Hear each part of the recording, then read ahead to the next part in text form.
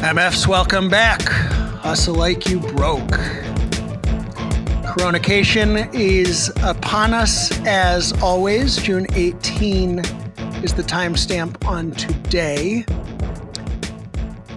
Coronavirus cases appear to be down overall in the country, but seem to be going back up in a number of places.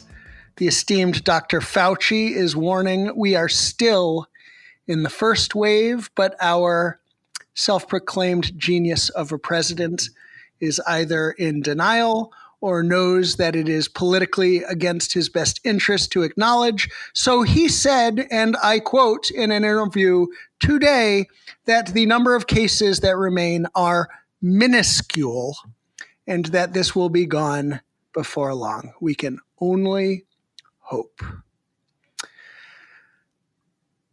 If you look at the news across the world, and I have to admit, I have taken to avoiding most American news sources on account of bias, both left and right. It certainly doesn't look good for us over here. You see that cases are down. They're essentially gone in Iceland, granted a remote territory, in New Zealand, again, remote island. But it does show what's possible. It does tell us that there are places where life is back to normal, and there is hope. I'd like to believe there's hope that all of us will get back to normal before long. On the other hand, most of the headlines in this country are scathing against the doofus in chief. Supreme Court blocks his cancellation of the DACA, otherwise known as the Dreamer immigration program today. Thank goodness for that. Again, more black men in America being shot and killed. The half-brother of a black man who was killed by police last week was found hanged today. Not even sure where to go with that. But Facebook finally takes a stand. First it was Twitter, thank goodness. Now Facebook, who people had been condemning for a while there. Zuckerberg seemed like he might be aligned with dear leader for a time there. But today, apparently, he has finally taken down a Trump ad claiming it violated their hate policy. Can you fucking imagine this? Violating a hate policy, the president of the United States, referencing dangerous mobs of far-left groups and an underground triangle, which the Anti-Defamation League said is practically identical to that used by the Nazi regime to classify political prisoners in concentration camps. If that is not fucking disgraceful, if everybody doesn't see it, I don't know. I don't even want to go down the road of the comparisons to Trump as a fucking Nazi, but there it is.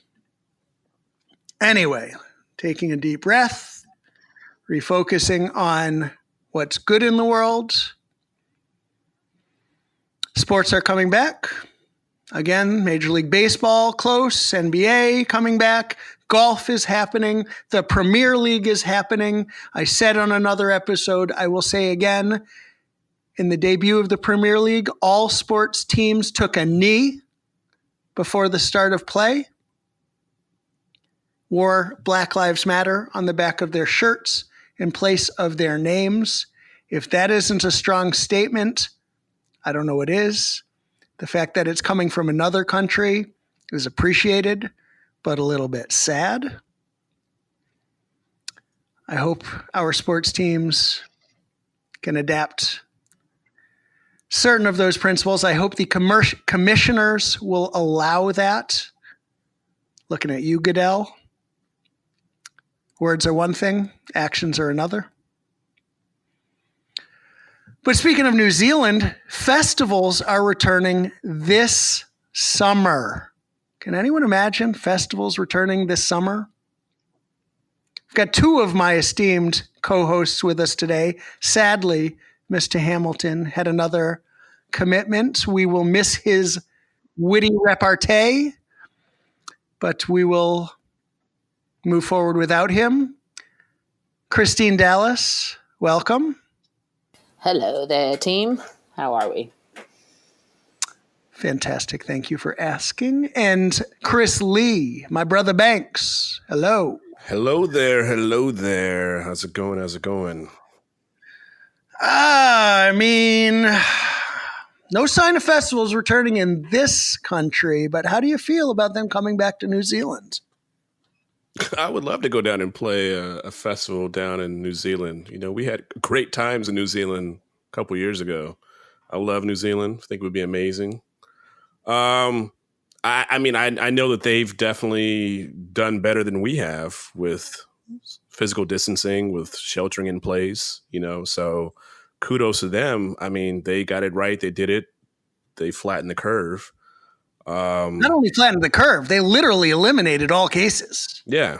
I mean, it's just people obeying and, you know, that delayed gratification. It's not going to kill you if you stay at home. But if you do leave, I mean, shit. I, for one, would be more than happy to spend 2 weeks self-quarantining in New Zealand in order to spend time there. Auckland, I've said many times, Spark Arena is my favorite venue in the world. And what was the name of that little town in the southern island that we were for a few days there, Chris? Dunedin. That place was amazing. Dunedin. I loved Dunedin. I would definitely go back there. Dallas, were you with us for that? I was not there with you for that, but I do love New Zealand as well. I think we should all consider relocation. I'm just saying. Well, as an Australian, it's a little too close to home to not be actually at home in Australia. But well, Australia is finally doing better too. They are looking at plans for reopening. They're at the point where they're talking about shows resuming there as well, albeit in a limited capacity at first. The government and the live events industry seem to be working together, at least communicating. They supported, what was it, $347 billion or something like that. Is it billion or was it million? I don't even know. It might have been million. But a lot of money to go to specifically to the entertainment industry. And they're asking entertainment professionals about ways to reopen. They're working together in common cause to resume large-scale gatherings. I think I referenced before, there was a 2,000 capacity event happening in Adelaide. And I mean, I love it there too. I could definitely live on the Gold Coast. I could be very, very happy there. I think that all of us should consider the trip.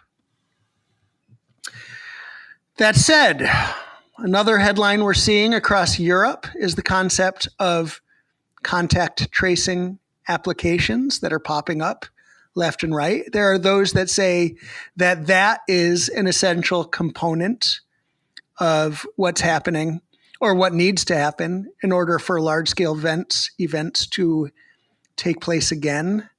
I think our guest today knows a little something about that. I'd also be remiss not to point out, we actually do have our first large-scale gathering coming back to this country in 2 days. It was supposed to be tomorrow on Juneteenth in Tulsa, Oklahoma, of all places. I'm referring to it as a comedy show, although it's by no means my brand of humor. But I'm not sure what else to call it because the doofus stands up and he tells fables and fictitious tales and makes fun of people and tells jokes about the Democrats. And yeah, I'm talking about our fucking president of the United States because that's what he is. He's a fucking joke.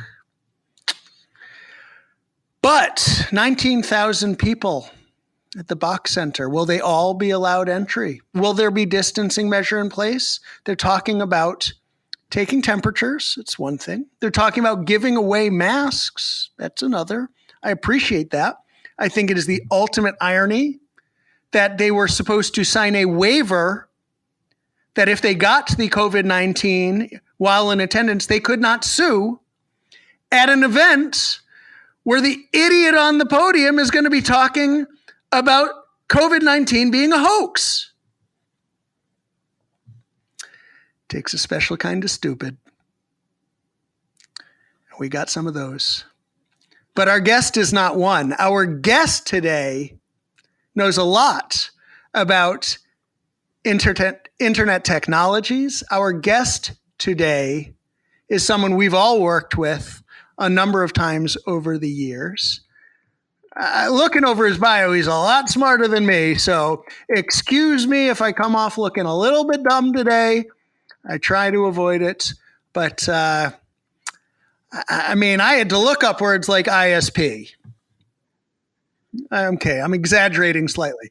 But he studied music business at the Southern Illinois University. He started one of the first commercial ISPs in 1994 in the Chicago area. ISP is Internet Service Provider, for those who don't know.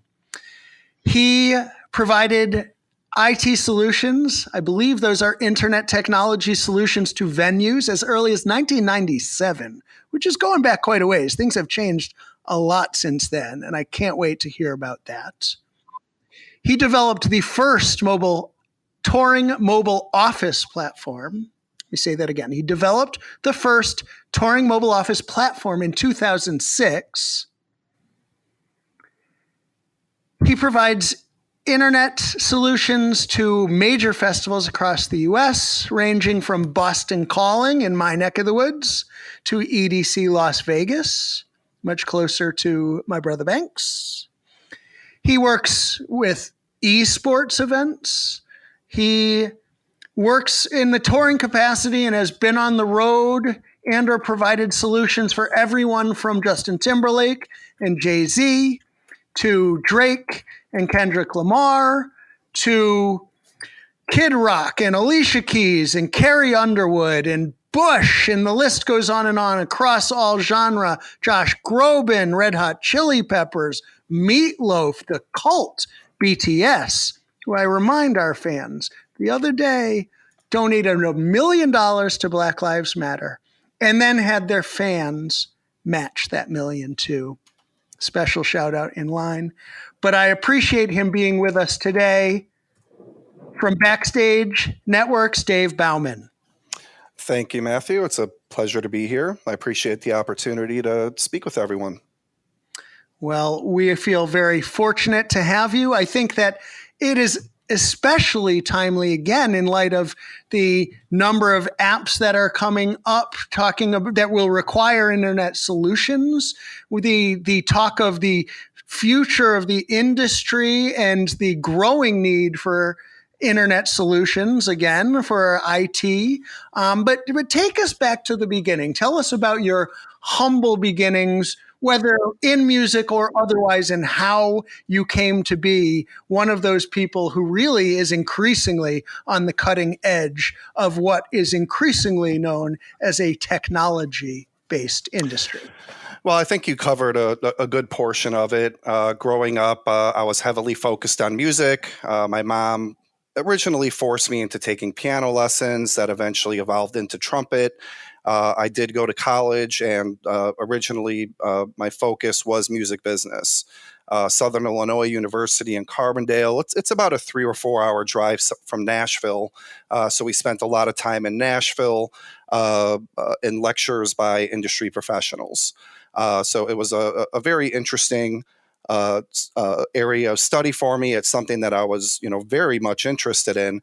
Throughout my college career, I did flip around a little bit. I looked at not just music business, but music therapy in the psychiatric field, music performance. I had a huge focus on jazz and classical music, and I also had a significant interest in recording studio technology.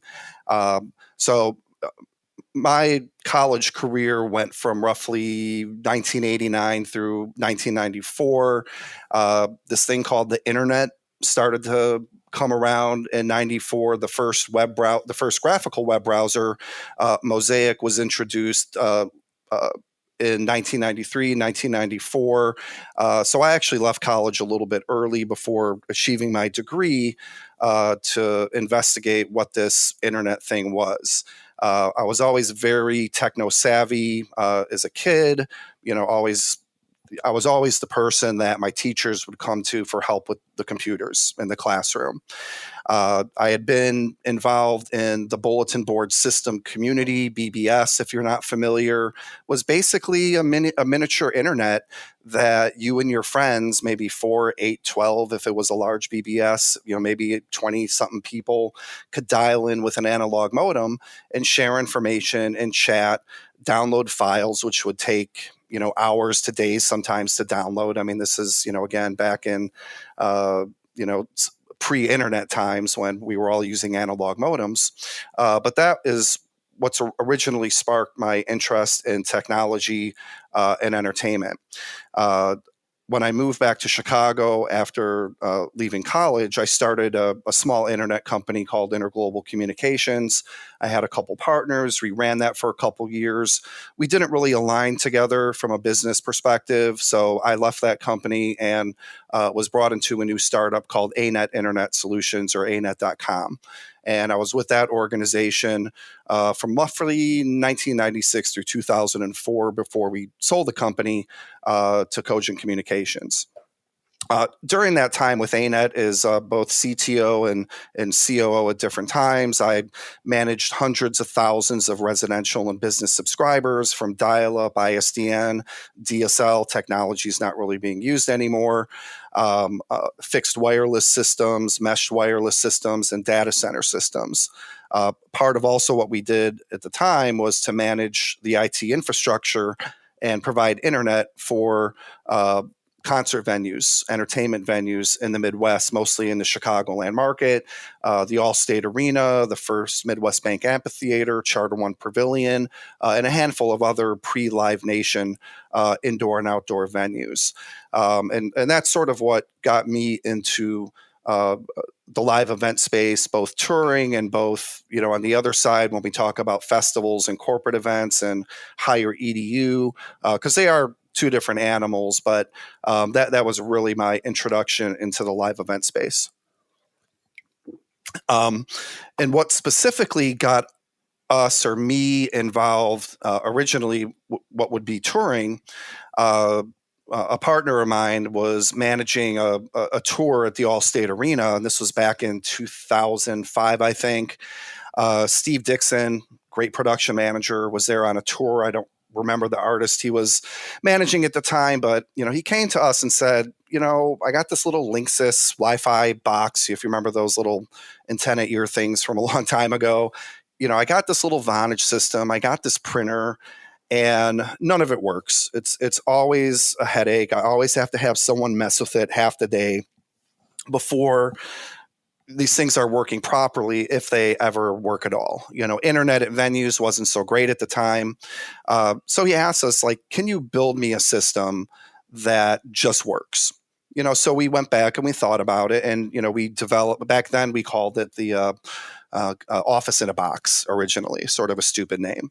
But it then became to be known as our touring mobile office platform, which in a nutshell is a road case with data networking equipment that allows you to plug in power, plug in a venue provided internet connection, or maybe use an LTE backup if needed. And within 5 minutes, you have the same internet you had at the last venue. You have the same phone service that you had at the last venue, and you'll have for the rest of the tour a higher quality network printer and scanner and faxing device that can actually print high resolution PDFs and CADs. So that was really our introduction into the touring world, and that product has evolved over the years. Today the system is different bits and pieces, different make and models of equipment, but we've added the ability to add IP video surveillance for back of house and some other features as well. But the core focus of the platform was to make it easy and simple and powerful. So when a PA is loading in, they just plug it in and it works. And, assuming that the venue IT folks did their job and activated your port the night before, we usually never hear from our customers until they're ready to return the gear. David, I think that brings up a good thought I had, what inspired you to come up with this in the first place? I mean, I know what a valuable, from my perspective, having worked with your mobile office, so to speak, I know what a valuable tool it is. And it's just been unbelievably critical for me in my experience of touring, particularly in certain specific roles that I have. But what even gave you the idea to come up with such a thing? How did you come across that or come around Well, that? I mean, it was Steve Dixon. I mean, he addressed us with an issue. He said, "Here's my problem as a production manager in a production office. None of this stuff works. Can you build something that works?" So, we were presented with a challenge and an issue, and not just a technical problem, but a business problem as well, right? So, that was really the start of it. So, I'll give him the credit for, asking us like how to fix it. And, we came up with a solution. And at the time, it wasn't a great of a solution as what we have today. For example, back then we'd have to have somebody remote available like almost every day of the tour, just in case there was any issues. Now with the technology and some of the changes we made to the platform, we just literally ship it out or drop it off at a production rehearsal, show them how to use it. It takes maybe about 30 minutes and we're done. To add on to that, your question a little bit, when I met you for the JT and Jay-Z Stadium tour in 2013, part of the reason that I went on that tour, I was asked by the PM to go, so I did. But really, I wanted to go to learn the touring business firsthand. At that time, prior to 2013, all we knew was what we were asking. All we knew what the production managers and some other crew staff were communicating with us. But until you're actually on tour and understand how load-ins work and how crazy shit is on tour, that was a huge for me. After that tour, we made some fundamental changes on how we build the road cases. They've always been truck pack dimensions, but we use better materials, lighter materials. We changed where the equipment was positioned in the rack because you don't want to have people bending over or tripping over cables. You need easier access to the printer cavity. So our sort of vision and our motivation for this just really comes from the touring professionals and what their needs are and how we can make their lives easier. And if I could just jump in real quick, and Dallas, I like where you're going with the questions, but I just want to paint the picture for our listeners out there that don't understand large scale touring or haven't been on the road. You arrive into a venue at whatever time, and you wake up, on your bus and you walk into your office, and one might think, oh, every venue has internet and we can just take the code off the wall. But, the luxury of just hitting the ground running, to have the code preloaded, to not have to worry about it from day to day, to have to realign your printer in order to print something, scan something. The number of people that would be coming into the office who don't even look at the password on the wall, if it's even there, saying, "Can you tell me what the password is today?" is a huge, huge headache. And to have this simple solution where you simply wheel it in and plug it in and everybody is up and operational that quickly. And especially for somebody like Dallas, who referenced briefly, as we know, her specialty is backstage management. And that is a huge job in terms of getting people acclimated and set up and ready to go. And it would just be an unbelievable headache for her as much as anyone else. So to have this turnkey internet solution is absolutely critical in my mind for a tour that sometimes can have as many as 150 plus people on the road. I'm sorry. Also, please go ahead. If I could, no, I think an interesting point to this is that we as touring people do not get the support from the venue, which is where in pragmatic sense, you would think you're renting the building. It would be so obvious for them to provide the quality system for internet because we are so internet based, but yet they do not. And this is great that Dave has the ability to come in and build systems that allow us to just not even we don't even have to have the conversation with the building until you get into certain areas of the building, and that could be a whole nother episode. Right. Well, I mean, to your point, though, the box is half of the system, or half of the service, rather. So, and there's not really any intellectual property in the make and model of the equipment we use. I would argue that maybe how we configure it, might be a little bit special, but more so the value I think that we bring in addition to a rock solid box is our IT router. I mean, we have spent years developing an IT router that works everywhere and gets a point across that you need that internet live before you load in. And don't assume that it's working because it worked the night before, because at loadout, some person could have tripped over the Ethernet cable plugged into the wall, or when they went to load out, they pulled too hard and messed up the Ethernet jack.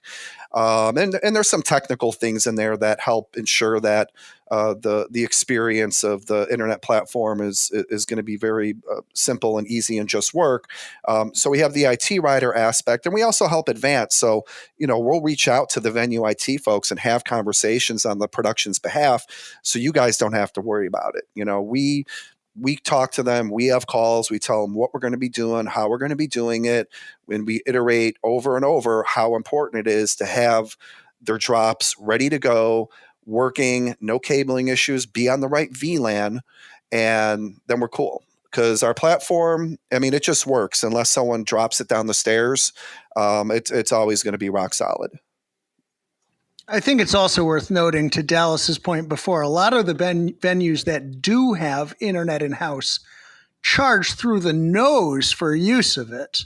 And the amount that you use it, I don't know if, I'd be curious over time whether pricing levels out, but it is exceptionally expensive. And often to have a solution like Dave provides is not only easier, but it's more cost effective, a lot more cost effective, one might say.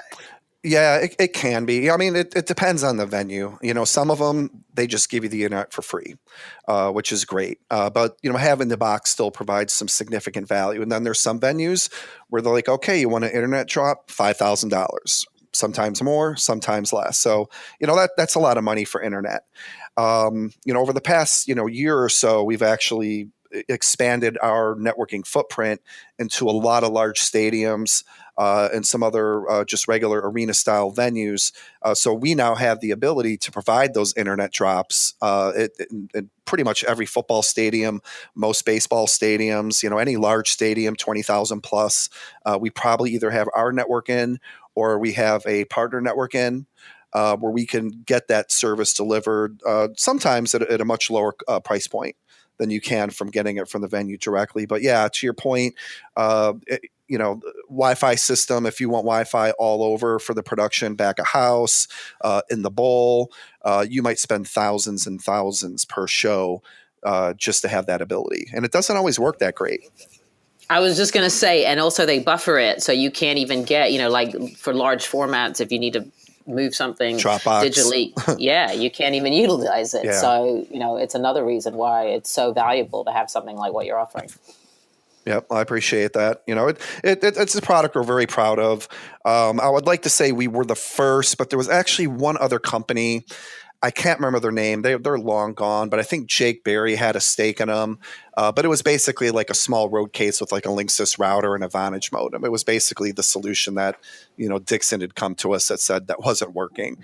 But I had never heard of them before that and never even knew of any mobile office platform. But, the way the platform exists today, I mean, we were the first, and there's other companies that are doing similar deployments. And, we're really proud of that. So tell us a little more about the evolution of the mobile office platform, if you could.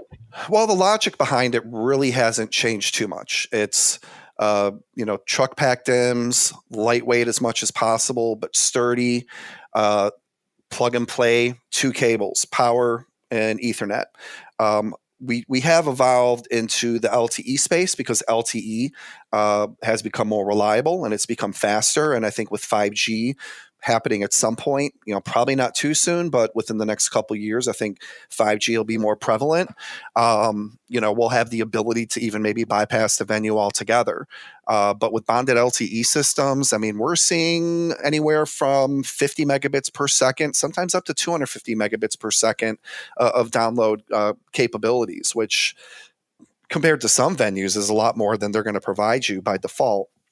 But we've changed printers, we've changed firewalls over the years, we've changed IP phones. One of the newer iterations of the box or the platform is the ability for an easy to deploy video surveillance system, primarily for back of house. So if you wanted to have that little extra security where you have an IP video system with a web-based NVR system, so you can pull up all the cameras, we can push it into the cloud, we can record all the video that had occurred that day. So if there's ever an issue backstage, back of house, you have it fully recorded. So that's one aspect that we're working on now. And with COVID and everything else going on, we've developed some other platforms and systems. They're really more designed for like festivals or other one-off live events, whether it's corporate or educational or like an esports event, but something that usually happens over the course of a several-day load-in, maybe like a 2 to 3 day event and then a load out. So we have a handful of different features and technologies that we've developed for that side of the live event space. That's pretty interesting as well. But for like back of house, the logic has been pretty much the same over the years. We're just making it bigger, better, stronger, and faster. One cool aspect. I mean, this is years that we've been providing this, but the ability to have one box, but to be able to then deploy integrated Wi-Fi all over the venue and actually be on the same network. So that's something that we started working on a few years ago. It's highly reliable now because, I mean, Christine remembers, sometimes we have to deploy like 2, 3, 4, 6 boxes, all over back of house to be able to get the type of coverage we need. We can now do that with one box. And then we have, just more Wi-Fi devices that we're deploying. Dave, I had a question. You mentioned that in 2013 is when you first went out with a JT&J. What was the state of the industry at that time for accepting a tour to come in and to give them exactly what they needed? And how involved were you with pioneering and championing and making sure that these needs were met? Well, we had been providing the product and service for many years before that, roughly beginning of 2006, I believe. So we had been doing this a while. It would be rare, though, that we would actually go on tour with the gear. But the stadium tour was large enough where they needed a dedicated IT body, although I'd argue that I was really dedicated because I was also the production assistant. So, I had at least on the stadium tour portion of that, I had 2 jobs and it, kept me very, very busy. But, I mean, back then it was challenging to sell the product because, I mean, we knew that there was value there. But for a lot of PMs, especially some of the older dogs, this was an item, a line item on their spreadsheet for a cost that, they're not accustomed to. They hadn't seen it before. They didn't maybe understand the value, or they just didn't care. I mean, they can, they're able to get the job done the past 10 years. Why do they need to spend this money now? I think today it's a much different story. I mean, the system, whether it's provided by my company or some other companies, it's been used widely enough to where I think the value is very understood. So today the conversation is much different. It was a hard sell, between like 2006 and maybe like 2016. They just didn't want to have to deal with the extra cost, was our biggest challenge. But they knew, we knew they wanted it, and, there's a couple that didn't, but, now it's a much easier sell. Funny aside, I just laughing in my own head here. A production manager that is near and dear to all of us, I believe, who we're going to be having on the podcast soon. His name is Bobby Schneider. And I know Bobby was actually on that JZJT tour. And Bobby and I have worked together a number of times. He's worked with all of us. I just remember a time back around, I guess it was probably 06, 07, 08, receiving a rider from him. And I don't know why his stands out more than any other, but probably because it was one of the last riders that I saw that still asked for the phone number, the fax number, and the Wi-Fi code for every single building in his rider. One, because, I don't know. I guess it's funny to me that he was asking for the Wi-Fi code and the fax number at the same time, recognizing that the buildings may or may not have both. He may be dealing with a situation where he doesn't have a Wi-Fi solution. So he's using the in-house phone number and fax machine. Again, we're talking before everybody had a cell phone too. I guess they must have at that point, but office lines were provided in-house. It was just a different way of doing business. And I don't know, that was just funny. Bobby's been a huge supporter of ours for a long time. We're, eternally grateful to his support, because he got us in on a lot of really great tours, a lot of big tours as well.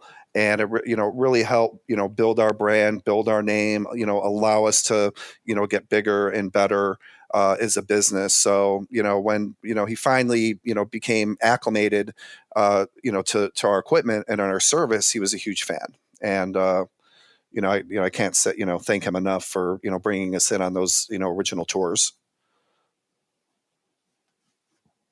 So obviously the company is Backstage Networks. The primary focus is back of house, but you have done some transitioning into working with front of house solutions as well. Is that not right? I would say, a few years ago, we were maybe like 80% touring and 20% like other types of live events like festivals. Today it's almost reversed. So, our support of large music festivals, food and beverage, major esports events. We did the last couple Fortnite World Cup events with like a $30 million prize pool, where it required like an ultra reliable network, doing university hackathons, conferences, trade shows, bringing us into conference centers where the incumbent internet company wants to charge them $100,000 a week for a 100 meg internet connection, which really costs them only maybe like $12,000 a year, bringing us in to, help cut costs and provide a better service and better platform. So, I would say, we define ourselves as just a managed IT provider for live events. And that, could be tours, it could be festivals, or could be any other type of one-off type of an event. Now, I think anyone that's ever been to a large scale event, from the audience perspective, knows that as soon as you get into a large venue, as soon as it fills in, the quality of your internet goes down dramatically. And especially when you go to a festival like Coachella, it can take hours for somebody to get a 3-word text from their friend who says, "Hey, I'm in the next section over from you. Come on over here." But you do provide those solutions. Is that right? Yeah, we do provide those solutions. So when you're looking at a large scale festival, Coachella is huge, obviously, but even smaller ones where they might only have like 20,000 attendees, cell service typically, even in major markets, does not work well or work at all. So the festival producers, their original answer to that was to bring in a cow or a cellular on wheels with specific cellular carriers like AT&T, Verizon, T-Mobile, and Sprint. We're sort of the big four. But even with those cows or cellular on wheels, those things really don't work well, at all. You might get a text out, like you mentioned, it takes several minutes or even longer. So a lot of what we do is we come in and provide a very purpose-built Wi-Fi infrastructure.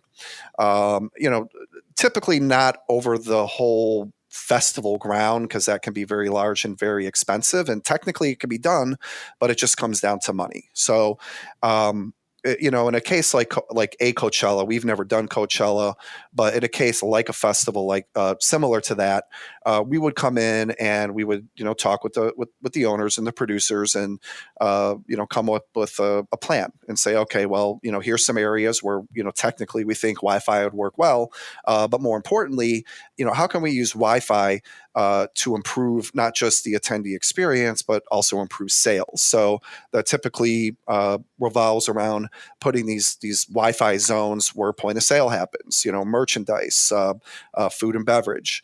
And we have statistics that show having, a publicly available Wi-Fi in these areas does improve sales at a rate that's pretty significant. And then on top of that, you have the ability, you have a whole marketing engine with the capabilities to have a branded splash page and sell advertising space on that splash page, have landing pages, have ongoing rotating ads into the platform. So people are using this free Wi-Fi, but they have to deal with a little ad here and there. So there's ways to generate revenue off of that platform, which sometimes pays for itself and even provides a profit model for that customer. There's some other features and services that are, part of our platform that we're able to retool, which we think will help in the reopening of, some of these types of live events. Location-based services, for example, it's a feature that we've had for a very long time. And if you don't understand location-based services or LBS, it's basically a Wi-Fi-based service that runs on our back end that allows our customers, like the festival owners, to gather key customer insights and develop new engagement models. So like retailers, stadiums, venues, like any type of live event can utilize this LBS platform to interact with the users, not just based on their precise location, but also interact with them even after the event's over via social media, with a social media plugin like Facebook, Twitter, LinkedIn, whatever the other, popular social media platforms are. You can force someone to, like your page or log in using a social media login. So, now you have all that demographic information. The platform also provides key data like footfall traffic visualizations using a heat map. So you at any given time where the physical bodies are at in a live event. And so we've retooled this LBS service, which is really originally intended as a marketing product, and we're developing it into a safety product. So, when events start to happen again, and assuming sooner than later, or hopefully sooner than later, we're going to help these events go live safer, and that will provide the event owners, managers, producers the ability to understand where physical bodies are located at. And there's other technologies out there. I mean, there's artificial intelligence applications that can plug into some video surveillance platforms that give you an idea of where all this footfall traffic is at. There's heat sensing cameras that can tell you where all the physical bodies are at. So there's different ways to skin that cat, I guess. But, we're a Wi-Fi company. And since we're already likely going to be supplying your event with a Wi-Fi based service, in the age of COVID-19, I think something like LBS is going to be paramount, because that will tell you and alarm, where people are at. If you're managing like one-way traffic flows through an event now, it'll help you with your queuing lines, and you'll just know. So if there's an area of a venue space that has just too many people in it, you can take action at that point. So I actually had referenced contact tracing apps at the beginning of this in the introduction, and let's stick with this LBS for a second here, because you're now talking about ways of using Wi-Fi and advanced technology and LBS as a safety feature.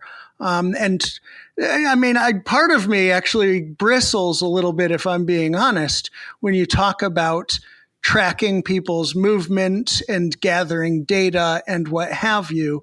But tell us about the safety. Tell us about the practical application of AI and all of that. Sure. So the LBS platform, while originally it was really more of like a marketing-based solution, so we can see where the footfall traffic was in a venue event. So the data's already there. So now we're taking the data and we're presenting it to that event owner or manager in a different way. So when events start happening, and again, and the assumption here is that they're going to have to go live safely, right? So they're going to have social distancing practices. They're going to have, masks and things like that. Here in Tampa, a few weeks ago, they announced that they are going to have the Tampa Bay Comic-Con. I think it's in July. So they said, we're doing it, we're having it.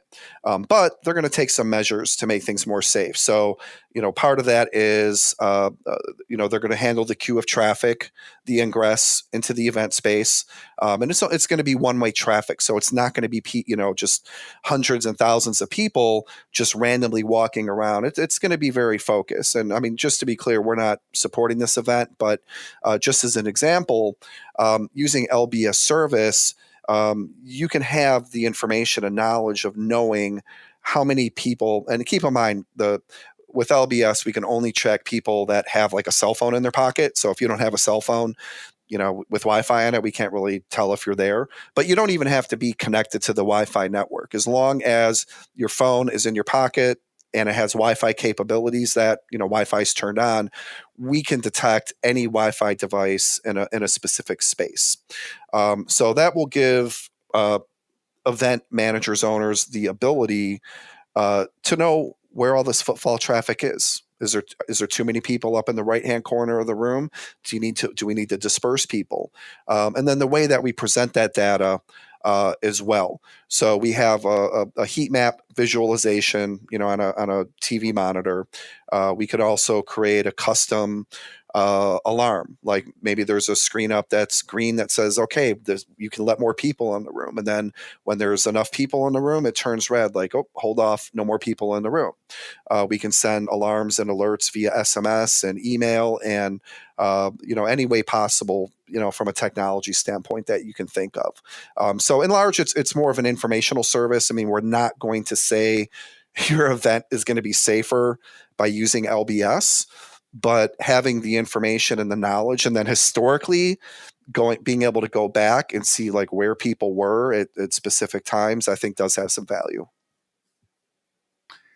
So I did also hear that you were somehow perhaps involved in drive-in festivals.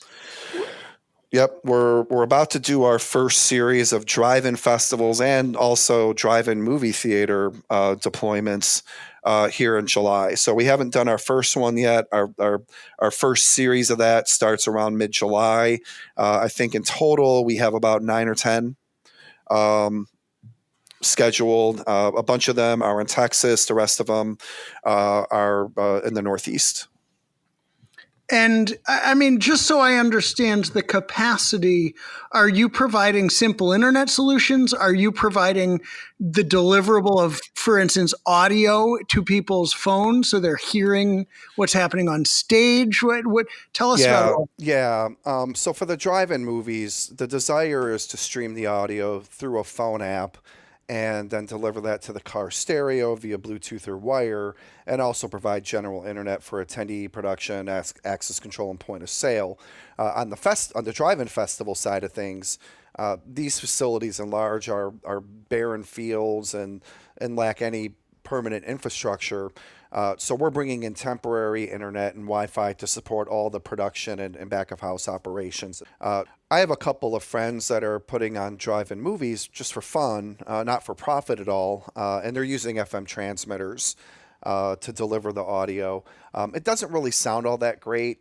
And, if they were looking to, or if anyone was looking to do this on a larger or commercial scale, they might have to look into applying for an FM broadcast license with the FCC, which is somewhat complex and does have some cost involved as well. Dave, with all these different options and things coming about to, deliver audio for drive-in things and to see, what's happening at shows, what are the privacy concerns? I mean, from, I guess, the festivals, the promoters, or are there any? It just seems like with all this invasive, data mining that, people would be concerned. Yeah. So, well, first, I mean, we'll step a couple back, take a couple steps back to like the attendee Wi-Fi, public Wi-Fi. An attendee doesn't have to use the Wi-Fi if they don't want to. So, when attaching to the Wi-Fi, if you're presented with a splash page that says, "Here's my terms and conditions," I mean, I can't speak for the T's and C's of every customer, but I'm assuming they've ran it through legal and it makes sense. So, if you want to connect to this Wi-Fi network, that might mean that you have to log in with Facebook. And now we have your demographic information. We know your age, we know your sex, we know what your likes are on Facebook. And that's just like the contract that you agree to when connecting to a public Wi-Fi system. I'm not going to argue for or against it, but I think that's just, sort of how it works. With LBS-based services, there's not really much personal information that we're collecting. All we're saying is like, hey, there's a device, or there's like 20 devices. We're not even really tracking like who they are and what they're doing. We almost never track like what they're doing, unless there's the application specifically calls for it. But with LBS, it's really just saying, hey, there's 10 devices over there. So I don't think there's really any concern related to privacy. Now, contact tracing, that's a much different conversation, right? So, correct me if I'm wrong, but, I believe the concept behind contact tracing is when you have somebody that's known to have been infected with COVID, they interview them and say, hey, where have you been? Who have you talked to? Who else might be infected? And then there's the whole technology side of that, where there's companies and maybe even governments, I don't know about here in the US, but I know internationally, there's been talk about letting people download an app to their phone and I'm assuming using Bluetooth, be able to tell if they're in close proximity to somebody that had either previously tested positive for COVID-19 and or has the antibodies, or might not be infected at all. And I think depending on the country, of origin for this application and where you're physically at, you might not have any choice in the matter, or you might have all the choices in the world. But I think contact tracing is probably the aspect that has, most of the privacy concerns, in my opinion. I'm not going to say if it's right or wrong. I think if you want to allow yourself to be contact traced, if that's the right way to put it, cool. And if you don't, cool. Maybe a bummer, but for the other people. Keep going. I'm sorry. Oh, I mean, my personal preference is I have no problem with contact tracing. So, if I had come in contact with somebody that wound up testing positive for it, and I would want to let my friends know, like, hey, I came in contact with somebody, I came in contact with you, get yourself checked out. Well, I think it's not limited to Bluetooth technology, for one. I think that there are other means, and they're looking into other ways of actually tracking that information right now. But that's, again, why I've alluded to it a couple of times, that I do think that, to Chris's point, that the contact tracing does lead to privacy concerns. You mentioned the TNCs, terms and conditions, that are required to log on to a Wi-Fi. I think that I've said a few times before that, there may be waivers involved in reopening and people needing to sign off saying the promoter, and the artist wouldn't get sued, in the event of transmission.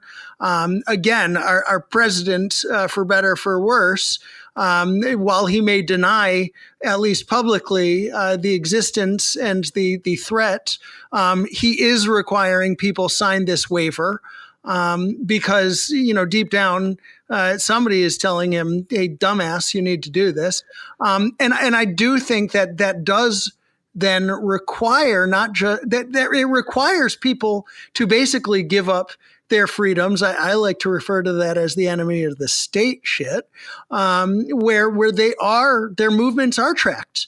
their actions are followed. If you go to the bathroom and you're standing next to somebody else that has it, you will get notified that you were standing beside somebody in the bathroom that had COVID-19. It knows when you're getting a drink. It knows when you're taking a shit. It knows when you are watching the show. It knows when you are, trying to scam on, a guy or a girl in the, behind the bushes at the festival or whatever. Again, for better or for worse, me personally, I struggle with it. Of course, I want to know if I'm in proximity of somebody who has this thing. On the other hand, I feel like, it's something about that feels a little bit like communist China, where they can track our movement and everything we do. Yeah, I mean, the technology is there to do it. And, I think the area that might scare me is like the back-end databases that are supporting this. It's not really like, like the in-person, like knowing if, there's, someone 20 feet away from me that has it. It's the collection of the information and it's big data, right? I mean, and there's a lot of great uses for big data, but collecting personal information, health information, I mean, it opens up so many different topics of conversation. We can spend the next 2 days talking about it. I mean, let's look at, what's going to happen with this waiver, right? So, by having a waiver, it means that you're assuming that without the waiver, that a festival or any type of event owner might be responsible for against litigation, right? So somebody maybe got infected at a festival. I mean, how do we even know? In my head, it doesn't seem to make a lot of sense. But these waivers are probably going to be required for live events for a while. Until there's if and when there's a vaccine. So there's that aspect of it. Contact tracing. If you're required to be traced in that fashion in order to go to an event, then I think I think that individual just needs to make a decision for him or herself. I'm not going to say if it's right or wrong. Some people think there's a civic responsibility to do certain things like, self-quarantining, wearing a mask in public, and some don't care. I think it's also the cost of doing business and the choice that the individual makes. If they want to go to the show and it's worth it to them, then so be it. They have to give up. Not to give up their rights. I almost said they have to give up their right. I guess it kind of is. But you have to give up the ability that people want to protect against, and infect against the spread. And of course, you're right. It's people with the access to the data and what they could do with it that is the threat, not simply the tracing of the spread. Right.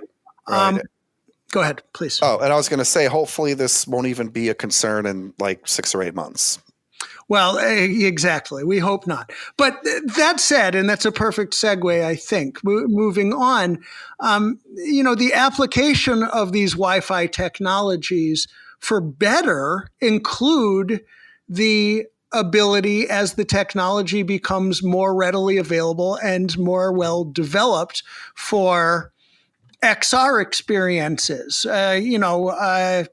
extended reality, virtual reality, augmented reality, to be able to put on what will be one day soon readily available, high quality Oculus type glasses, Apple glasses that will look just like your sunglasses. One day it will be a contact lens that you can put in your eye. And you watch the original movie Terminator, where Schwarzenegger was able to scan people's and see data. And like, this is what's happening. Like that is coming, and you're going to be able to stand in front of the stage. And it requires high quality, sophisticated IT in order to deliver that technology to those headsets for people to have that AR experience. And so tell us a little bit more about where we're going. It's a good question. So networking is going to have a big part of it. Some might argue that 5G is going to help fill in that like bandwidth gap. For some of those types of applications. My first real experience with AR in the event space Was it a festival? I think it's probably about 3 years ago now, but Eminem was the headliner.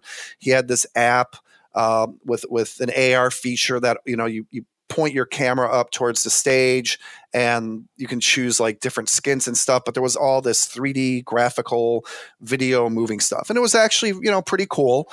I couldn't imagine myself as an attendee, looking at that for too long, because you got to like have your phone sitting up there, and your arms start to get tired after a while.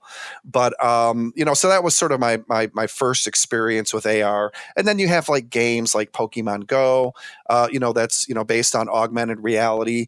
I think where it's really gonna become more integrated into our world and society, and also events, is when you have the glasses that are lower cost, lighter weight, and can provide more information. I think that's really where it's going to start, becoming mainstream. Right now AR is mostly like for games and some other basic applications. VR, I'm a huge fan of. I have a VR headset here at home. Windows mixed reality. I play games on Steam, and there's a bunch of other applications I use, and it's just amazing.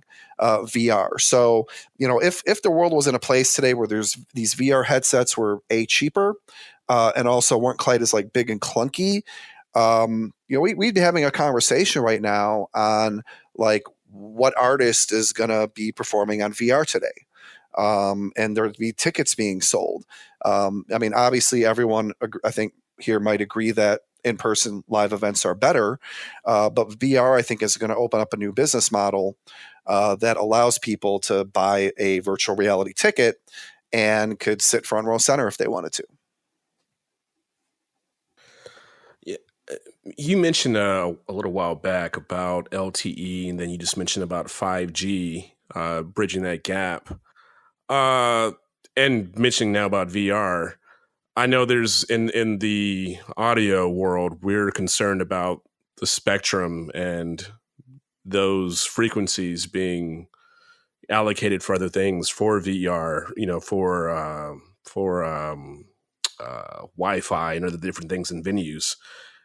Are you concerned about that as far as knowing that you've toured, and having that impact, how shows are able to even be deployed? Yeah, like audio control systems, lighting control systems, a lot of the older platforms were based on 2.4 gigahertz, which is not, a great area to be in. You have 3 non-overlapping channels, and that's it. With 5 gigahertz, you have many, many more non-overlapping channels. You can actually bond these. You can bond some channels together in 2.4, but you can get a pretty wide channel width out of 5 gigahertz. The next generation of Wi-Fi 6. So this, increases the number of frequencies and channels that can be used and can be bonded. It's going to increase performance. So there's a lot of frequencies out there that could be available to use. The FCC ultimately makes those decisions on what requirements there are to be licensed or unlicensed. So I think, it's going to evolve over time. 5 gigahertz space is usually a pretty safe space to play in. Wi-Fi 6, once these devices start become more readily available by enterprise manufacturers like Cisco and Aruba and Ruckus, we're going to see things, the Wi-Fi landscape change a little bit. In 5 gigahertz land, all the frequencies have been licensed and allocated, and they're going to continue to have more auctions for that space, I think. But we are nowhere near any significant deployment for 5G in this country. I think, over the past 6 months, I've somewhere I think I was in Grant Park in Chicago. They had a microcell that, gives you all of about maybe 50 to 100 feet of 5G service from wherever their radio was. But I haven't really seen it anywhere else. And I think the first iterations that we're really going to see on a wide scale deployment is going to be the replacement of like home cable service, like Fios and Comcast and Cox and, Charter Spectrum, Bright House, all those companies. I think the main focus is going to be getting rid of those cables into the homes and small businesses. And then also, machine to machine networks that require a high level of reliability. There's going to be focus on that. But giving you like 10 gigabits per second throughput to your iPhone, that's not coming for a very, very long time, if ever. If ever. I don't like the sound of if ever. Yeah, well, I mean, can you imagine if everyone had 10 gig to their phone? I mean, the internet wouldn't be able to handle that. You have to upgrade the internet first before you roll that out to the consumer world. But I mean, we get pretty good speeds on our iPhones now. I mean, with Verizon on their LTE X network, I'm getting 150, 200 megabits download per second, which for a phone is pretty great. Well, I think we get comfortable what we have, and then we always want more. Is really what it is. Sure, but I think that, to your point, 5G is a substantial step forward, and just realistically, when do you think that becomes a reality? I realize I'm asking you to look into your crystal ball, but when does that become available? And as again, I think about the XR technologies become more readily not just available and utilized, but actually created. When is that possible? Is it 2 years from now? Is it 3 years from now? When is that? If I had a guess, I would say 3 to 5 years till it's widely deployed. There's different areas of 5G. All 5G is not created equal. I mean, you have a low band, a mid band, and you have high band 5G. I think what we're going to see deployed first are these lower band deployments, 600, 700 megahertz. It's similar frequency range as 4G, but the download speeds are a little bit higher than 4G. So with the lower band 5G, you can get anywhere between 30 and 250 megabits per second. The distance between the cell tower or the cellular radio could be a longer distance. Once we start getting into the higher bands, you have to be physically closer to the radio. But throughput speeds grow a lot. So you go from, instead of 30 to like 250 megabits per second, you go from like 100 megabits per second to like a gigabit per second. So there's a lot of things that are going to have to go into these cellular infrastructure upgrades. You have to replace radios. You have to replace whole cell towers in some instances. The backhaul traffic. So you might have a cell tower somewhere. How does that cell tower get to the network? How does it get to the internet? Does it have fiber, or is it using a licensed microwave backhaul? Licensed microwave backhauls at even short distances, if you're lucky, you get 10 gigabits per second. So if you're supporting, 8,000 users on a cell tower and you only have a 10 gig connection with 5G support for these end users, that's not going to be sufficient. And there's some licensed radio technology that can go well beyond 10 gig. But if you have a fiber-based cell tower for that backhaul, maybe they have a 10 gig connection today, might have to be a 100 gig connection, might have to be higher, in the future to support all this new 5G service. So there's billions of dollars that have to go into these upgrades. So I think it's going to take a while. Well, to our listeners out there, again, we've been talking about, the evolution of technology and the concert industry as a technology business. But I think that people right now, our listeners, have got to be asking some of the same questions that I have, that I know Chris and Christine have, just in terms of where we're going and just thinking about, I just think this is very eye-opening to think about what's to come, what we don't know, and what may be possible with the evolution of internet technologies. Yeah, and I could be wrong about the 5G thing. I've been wrong before, but I just don't really seeing it widely deployed. Definitely not this year. I mean, partially because of COVID, but just because even without COVID, I don't think we're going to see a lot of activity. even next year, we're going to start seeing things deployed mostly in like major markets, Chicago, Midtown Manhattan, downtown Los Angeles. Those markets are probably going to see some of that first. But it's a huge project. I mean, if we want to get into those upper bands where you're going to get like super crazy fast speeds, you have to be very, very close to that cell tower or that cell radio in order to get that service. And that requires microcell deployments. It's very expensive. You have to have some type of backhaul to the network, and it's not easy to do. So we have a minute, in my opinion.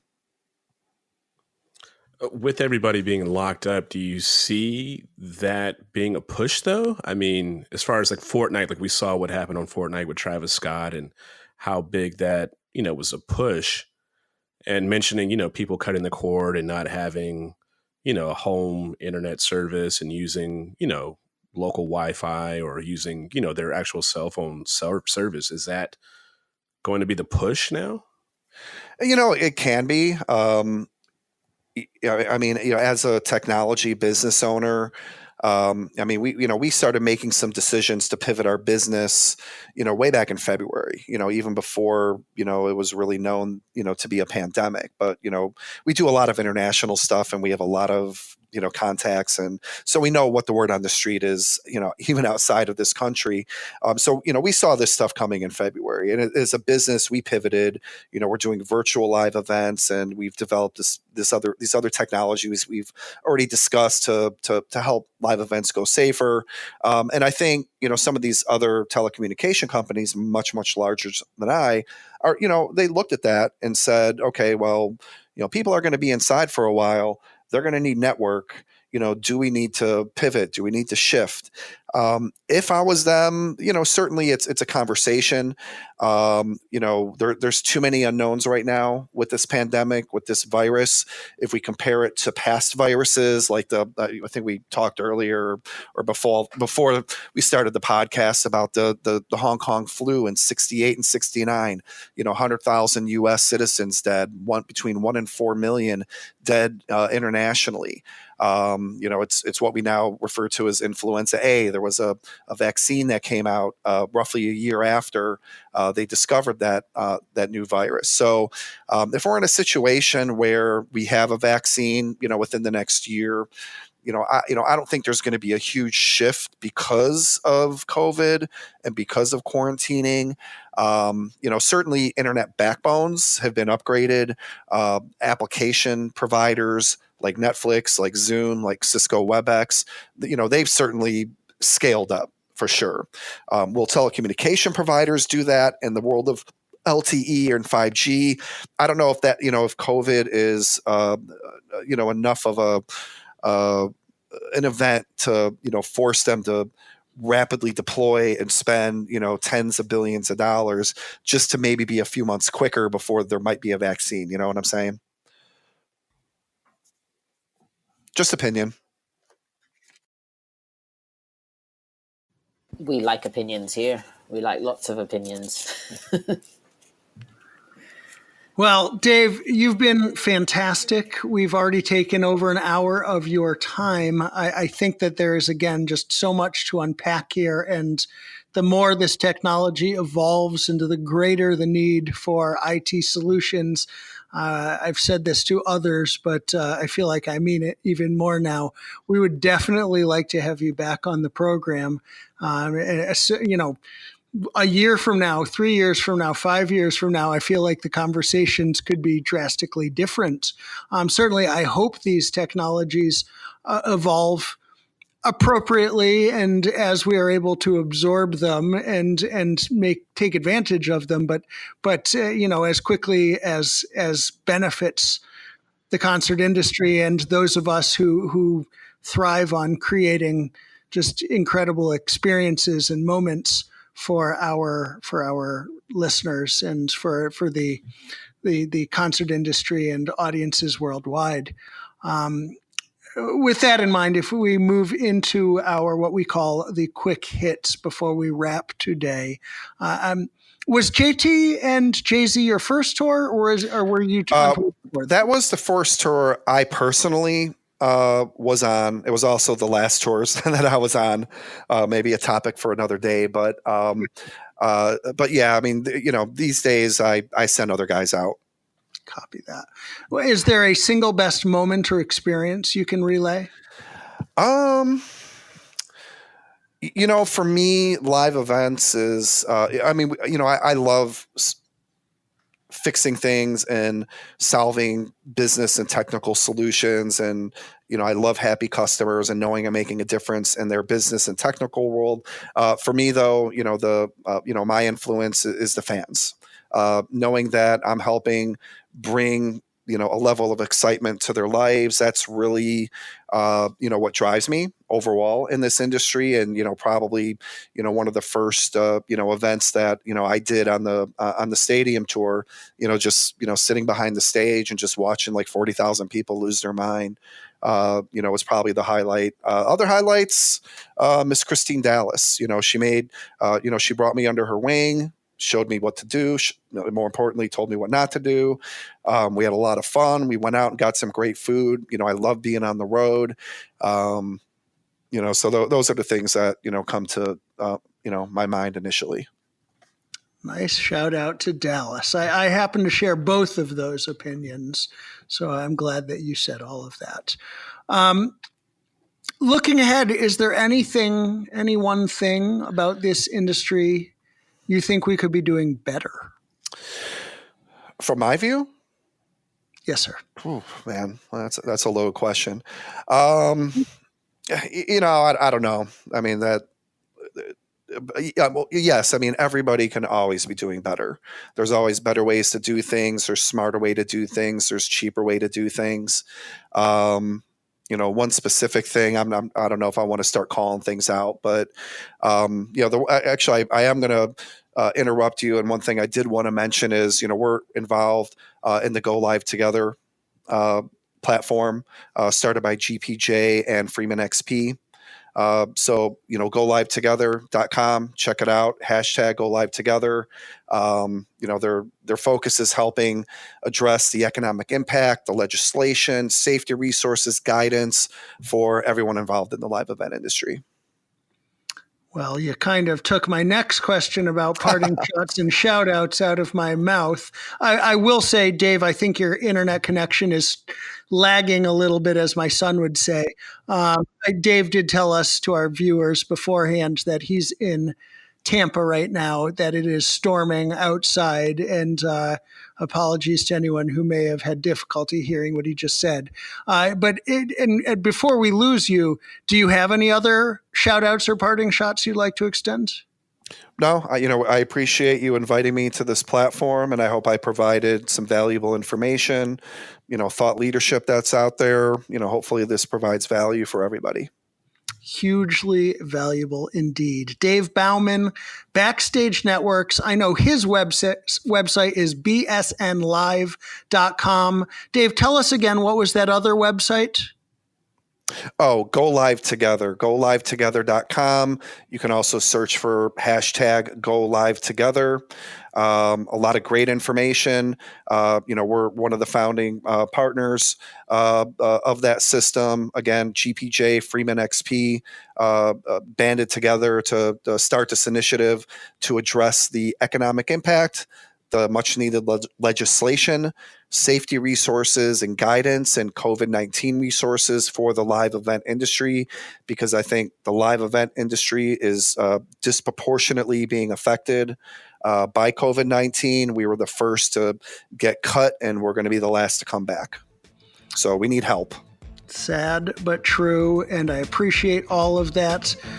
To our viewers out there, please do check out everything Dave said. Again, so much to think about. I can't wait to have you back to talk more about it. But until the next time, to our viewers, thanks to you. We appreciate you tuning in. You know where you can find us at HLUB Podcast on Instagram, hustlelikeyouBroke.com. Send us your questions. Let us know your thoughts. We appreciate every one of you. Thank you, and good night.